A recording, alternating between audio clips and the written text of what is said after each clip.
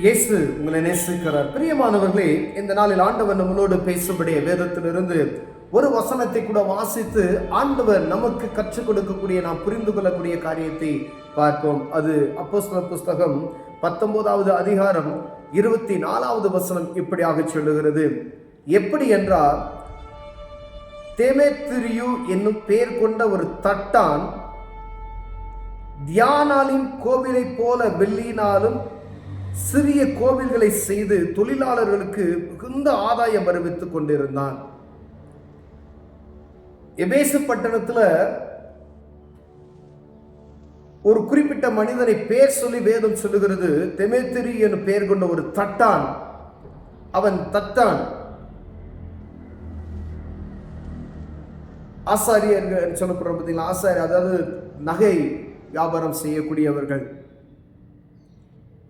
அவங்க என்ன செய்யறாங்க அப்படின்னா, தியானாலின் கோவிலை போல எபேசியரை வழிபடக்கூடிய ஒரு தியானால் கோவிலை போல சின்ன சின்ன அந்த காரியத்தை செய்து அதை பயங்கர ஆதாயம், அவர்களுக்கு வருமானத்தை ஈட்டிக் கொண்டு இருக்கிறதை நாம் பார்க்க முடிகிறது. தெளிவாக அந்த மனிதன் அவனே அவன் வாயால் அறிக்கை செய்கிறான். பிரியமானவர்களே, தியானாலின் கோவிலை வெள்ளியினால் சிறிய கோவில்களை செய்து தொழிலாளருக்கு மிகுந்த ஆதாயம் அறிவித்துக் கொண்டிருந்தான். இவர்களை இப்படிப்பட்ட தொழில் செய்கிற மற்ற வேலையாளர்களையும் கூடி வர செய்து, மனுஷர்களை இந்த தொழிலினால் நமக்கு நல்ல பிழைப்பு உண்டு என்று அறிவீர்கள். இப்படி இருக்க கையினால் செய்யப்பட்ட தேவர்கள் அல்லவென்று இந்த பவுல் என்பவன் சொல்லி, எபேசுவில் மாத்திரமல்ல கொஞ்சம் குறை ஆசியா எங்கும் அநேக ஜனங்களை போதித்து அவர்களை வசப்படுத்தி கொண்டான் என்று நீங்கள் கண்டும் கேட்டும் இருக்கிறீர்கள்.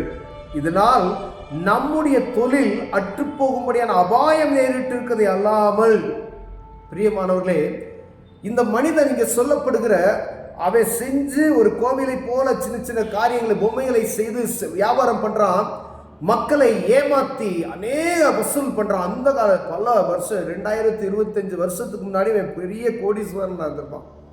நல்ல வருமானம் வருது, நல்லா நீங்க தெரிஞ்சிருக்கிறீங்க. ஆனா இவன் என்ன சொல்றான்னா, இதெல்லாம் இது பண்ணக்கூடாது அப்படின்னு சொல்லி ஜனங்களை வஞ்சித்து அப்படின்னு சொல்லி அவங்களுக்கு கோபம் மட்டுவதற்கு, இந்த வருமானம் அத்து போயிரும், இதுல வரக்கூடிய வருமானம் பல லட்சம் கோடி வருகிறது, இது அத்து போகும் அப்படின்னு சொல்லி அவர்கள் எல்லாம் என்ன செய்யறானா, தூண்டி விட்டு அப்படின்னு போடப்பட்டு இருக்கிறது. இப்ப ஆண்டவரை பற்றி ஜனங்களுக்கு போதிக்க விடாதபடிக்கு இந்த எபேசில இருக்கக்கூடிய திருச்சபை மக்களுக்கு ஆண்டவர் அந்நாளை எழுதி வைத்தப்பட்ட அந்த காரியம் பாருங்க, விக்கிரகத்திற்கு நீங்கள் விலகி போயிருங்கள் என்று சொல்லுகிறார். ஆனா இவர்களுடைய ஆதாயத்தை தேடி, ஆதாயத்துக்காய் ஜனங்களை மட்டுப்படுத்துவதற்காய் பலவிதமான தந்திரங்களை, யுக்திகளை, வியாபாரத்துக்காய் ஏதாவது பொய்யை சொல்லி அநேக காரியங்களை செய்து கொண்டிருக்கிறார்கள். பிரியமானவர்களே, பார்த்தீங்கன்னா குபேர் என்ற ஒரு சிலை இருந்துச்சு, பார்த்துருப்பீங்க. அது எங்க உருவாக்கப்பட்டது நமக்கு தெரியல. சைனால தயார் பண்ணாங்க, ஒரு ஒரு பொம்மை மாதிரி உருவாக்குறாங்க, இதை வச்சீங்கன்னா நம்மளுக்கு செல்வம் கொலிக்கும் என்று சொல்லுகிறார்கள். அப்படிப்பட்டதான காரியத்தை செய்து அவர்களுக்கு என்ன செஞ்சாங்க, மூட நம்பிக்கைகளை வளர்த்து விடுகிற காரியத்தை நாம் பார்க்க முடிகிறது. வேதம் சொல்லுகிறது, ஆலயத்தை கல்லர் குகை ஆக்காதீர்கள், வியாபார ஸ்தலமாய் ஆக்காதீர்கள்.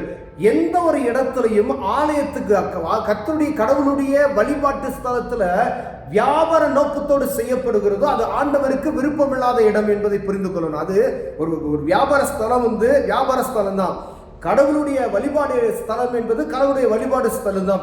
கடவுளுடைய வழிபாடு ஸ்தலத்தை வியாபார கூடமாய் எங்கு மாற்றுகிறார்களோ அங்கு தெய்வம் தெய்வம் இருப்பதற்கான வாய்ப்பு இல்லை. ஏன்னா ஆண்டவர் சொல்றார், இது கல்லர் குகையா நீங்க ஆக்காதீங்க, நான் வாசம் செய்கிற இடம், கடவுள் வாசம் செய்கிற இடத்தை பணம் கொடுத்து அங்கு வியாபார நோக்கத்தோடு எந்த ஒரு மனிதனும் செய்வானோ ஆண்டவர் அவரை வெறுக்கிறார். பிரியமானவர்களே, ஜனங்களை அடிமைப்படுத்துறாங்க, ஜனங்களை மூட நம்பிக்கைக்குள்ள தள்ளப்படுகிறது என்று வேதம் நமக்கு சொல்லுகிறது. எவ்வளவு காரியமாய் அந்த ஜனங்க அவங்களுக்கு ஆதாயம் வருவதற்காக ஜனங்களை மூட நம்பிக்கைக்குள்ள தள்ளுறாங்க.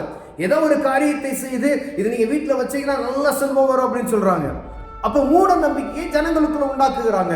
இது வியாபார நோக்கம், இது தெய்வ பக்தி கிடையாது. வானத்தையும் பூமியை படைத்த கடவுள் எல்லாருக்கும் ஒரே கடவுள் என்று நாம் அறிந்திருக்கிறோம்.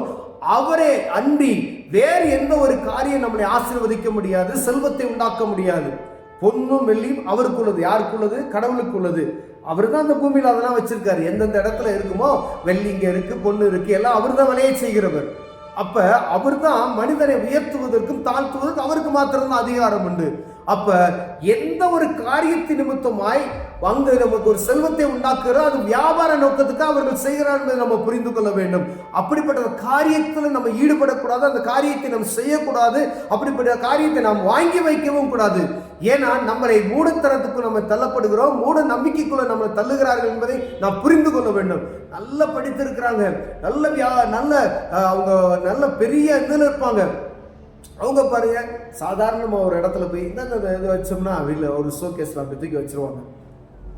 அது நிமித்தமா அவங்க படிப்பு அப்ப எங்க போச்சு, அவங்களுடைய அந்தஸ்து எங்க போச்சு, அவங்களுக்கு கூட போட்ட அந்த ஹானஸ்ட் மொத்தம் என்ன செஞ்சது? ஏன்னா செல்வத்துக்காக இந்த குபேரனுடைய சிலையை கொண்டு போய் இங்க வச்சோம் அப்படின்னா நல்ல வருமானம் வரும் அப்படின்னா, அப்போ உங்க படிப்பு நிமித்தம் வரக்கூடிய எல்லா காரியம் போய் ஏமாத்துறாங்க பார்த்தீங்களா? அப்ப கடவுள் பயம் என்பது வேறு. அதுக்குதான் சொல்லப்படுகிறது. பவுல் என்ன சொல்றாரு, இதெல்லாம் நீ செய்யாதீங்க அப்படின்னு சொல்லி அவங்களுக்கு அறிவுரை சொல்லும் பொழுது அந்த தட்டான என்ன செய்யலாம் பாருங்க, நம்முடைய வியாபாரம் கெட்டு போன்னு சொல்லி ஜனங்களுக்குள்ள அமளியை உண்டாக்கி பிரச்சனைகளை உண்டாக்குகிறார். ஆனா ஆண்டவர் சொல்லுகிறார், கர்த்தருடைய ஆலயம் கோயில்னா அங்கு வியாபாரம் இருக்கக்கூடாது. கோயில் நிமித்தம் வரக்கூடிய வியாபாரம் கிடையாது பிரியமனே. வழிபாட்டு ஸ்தலம் என்பது எல்லா ஜனங்களும் ஆராதிக்கிற இடம். அங்கு கர்த்தர் வாசம் செய்கிறார். அது நிமித்தம் அங்கு வழிபாட்டிற்காய் வாங்கப்படுகிற எந்த ஒரு பொருளும் அது வியாபார நோக்கத்துக்காக செய்யப்படுகிறது. எந்த ஒரு காரியம் கடவுள் பணம் கொடுத்து நீ ஆராதின்னு சொல்லலை. அப்போ எங்க அப்படிப்பட்ட காரியம்னா நம்மளை மூட நம்பிக்கைகளை தள்ளுறாங்க, நம்மளை ஏமாத்துறாங்க என்பதை நாம் புரிந்து கொள்ள வேண்டும். அப்படிப்பட்ட காரியத்தை நாம் செய்வோமே ஆனால் அதிலிருந்து விலகி தப்பித்துக்கொள்ள ஆண்டவர் ஒரு வாய்ப்பை நமக்கு தருகிறார்.